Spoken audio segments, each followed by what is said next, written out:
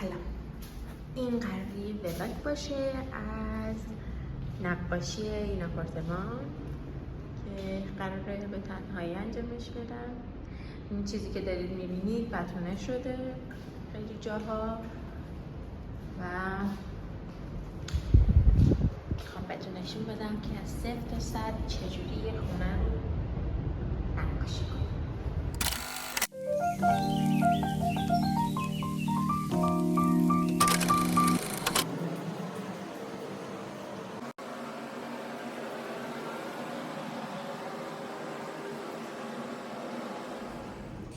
میخوام بتونه درست کنم. او پودر بتونه رو ریختم توی این،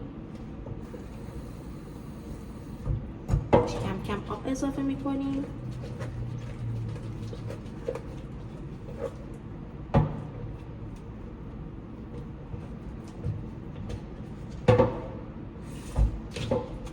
بوی گرم،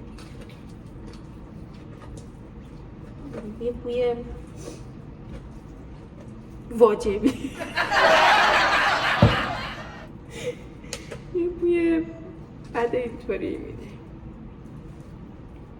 و به یه همچین گلی میرسیم. حالا بهتون نشون میدم. بعد اینه که بخوایم استفاده کنیم با کاردک و لیسه ورزش میدیم. نشون میدم. وقتی که بتونه رو برمیداریم هی باید اینطوری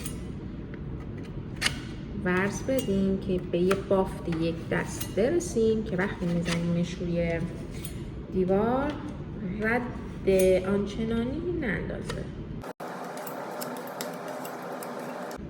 کم کم هم درست میکنیم که وقتی که خشک میشه حیف و میل نشه.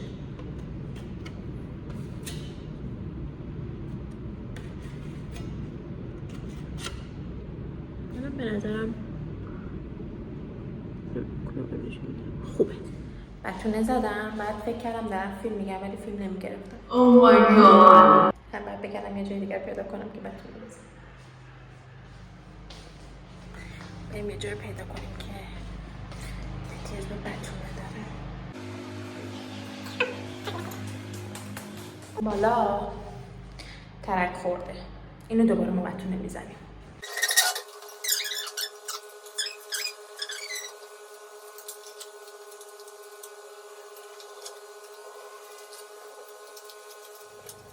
خب الان وسط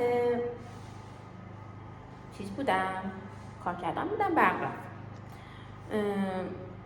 ما که کم نمیاریم، ادامه میدیم. ولی حالا گفتم تا بخوام ادامه بدم یه خورده استراحت کنم بعد توضیحات بدم. این خونه 5-6 سال ساخته، برای عمه عزیزمه و چون میخواد بدتش مستاجر من گفتم که عمه خب بده من برات رنگ بزنم. عمم هم قبول کرد که مثلا بده من براش رنگ بزنم، به جای اینکه بده به غریبه رنگ بکنه من رنگ بکنم. منم پررو با اینکه تجربه اولمه ولی دیگه گفتم که من انجام میدم. این خونه وقتی که داشته ساخته میشده که وقتی ساخته شده بود تموم شد، مثلا 1-2 سال بعدش همسایه بغلی شروع میکنه گود برداری کردن. گود برداری غیر اصولی که انجام میده.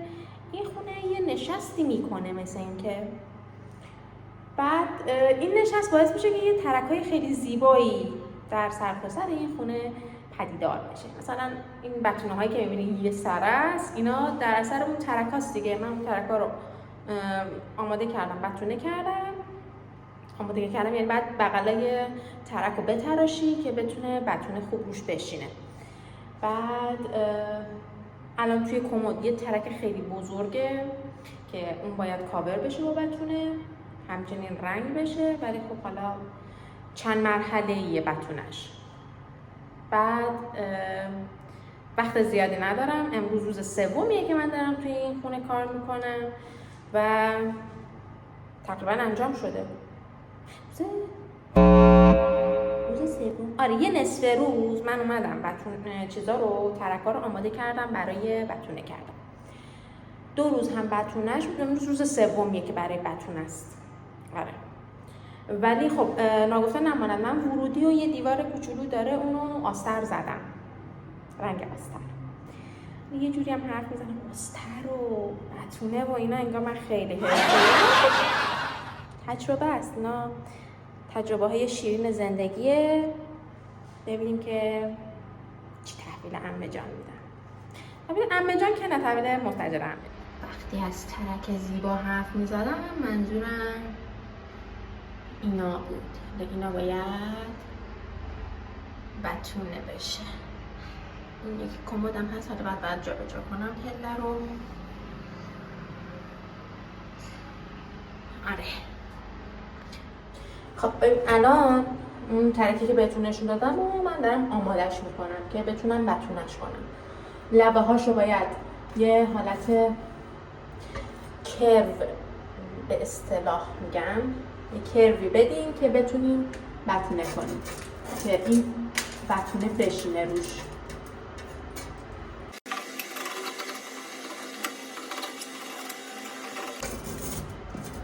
اینطوری با لبه اینجا دارم انجام میدم، بهتر کرو میکنه.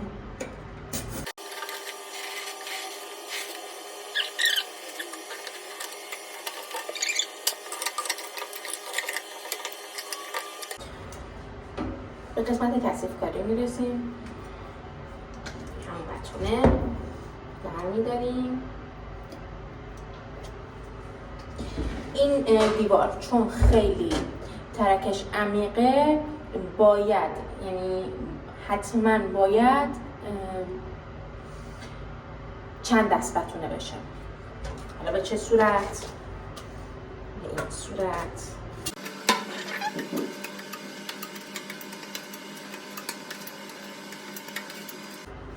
برای بتونه‌های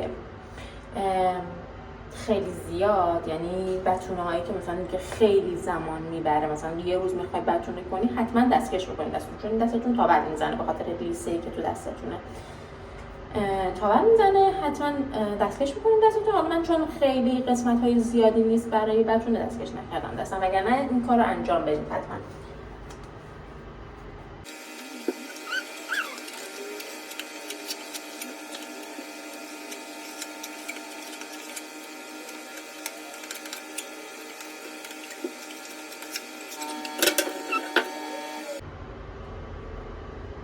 خیلی بدبارت اینجا.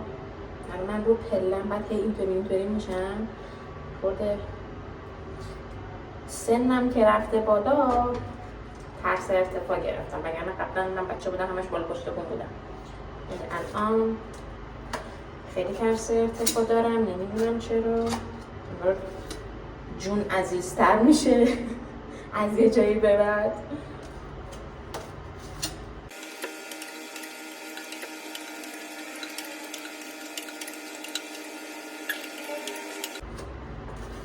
بهتون قول میدم برای یه دیوار راحت تر باشه بتونه کردن. الان من نصفم بیرونه، نصفم تو کمد، سخته، ولی دیوار راحت تره واقعا، مخصوصا اگر پایین باشه، نخوای از پله بری بالا و پایین.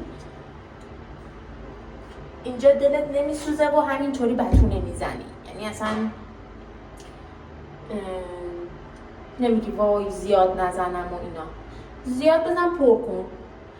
پر که کردی این خودش نشست میکنه و تو روش بتونه بزنی. موقعی که رفته بودم رنگ بگیرم با دخترم من رفتم، بعد همسن همین مرد وقتی فهمید که من میخوام رنگ کنم، این یه خانم میخواد رنگ کنه، شما یک خنده کریهی کرد. بعد گفتم بله من خودمون میخوایم رنگ کنیم، فقط راهنمایی بکن، کار کنی بلدی، هرچی بلدی رو کن دیگه، حالا نمیمیریم. بعد خیلی زورمون گرفت، خیلی حرصمون گرفت از اون خنده های کریهش، ولی خب دیگه حالا مرد دیگه عقل نداره، دست خودش هست.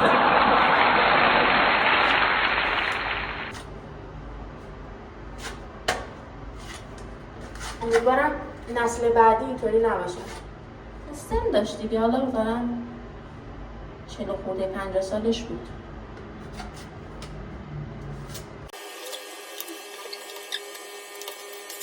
اینجا کموده خیلی مهم نیست، بس نمیاد دیگه توش. خدا وکیلی شما کمد جلوی مامانتون نشون میدین، میگین کمد ماست، ببینین ناکنید ترک نداره، نمیکنه دیگه. شما خیلی حساسیت به خرج ندید برای این ترک ها، ولی همطوری گتره‌ای بزنین بره. واژه گتره‌ای از کجا آوردن؟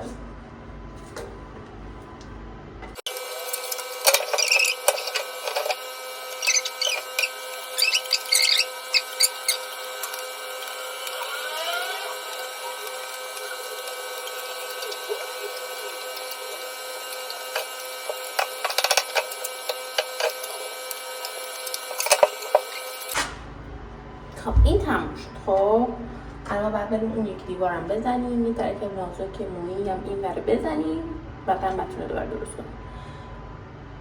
حالا بعد میذاریم خوش بشه دیگه، در کمد باز میذاریم تا خوش بشه.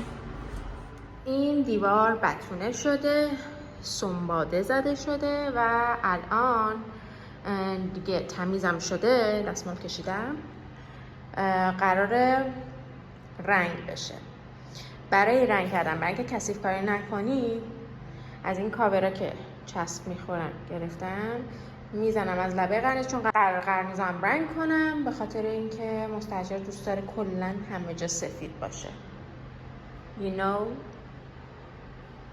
دیگه همین دیگه خیلی حال میده اینا رو چسبوندن، خیلی قیلش میدی، خیلی چون میدم که باز میکنم پشتش چسبه، بعد فیکسش میکنی اینطوری.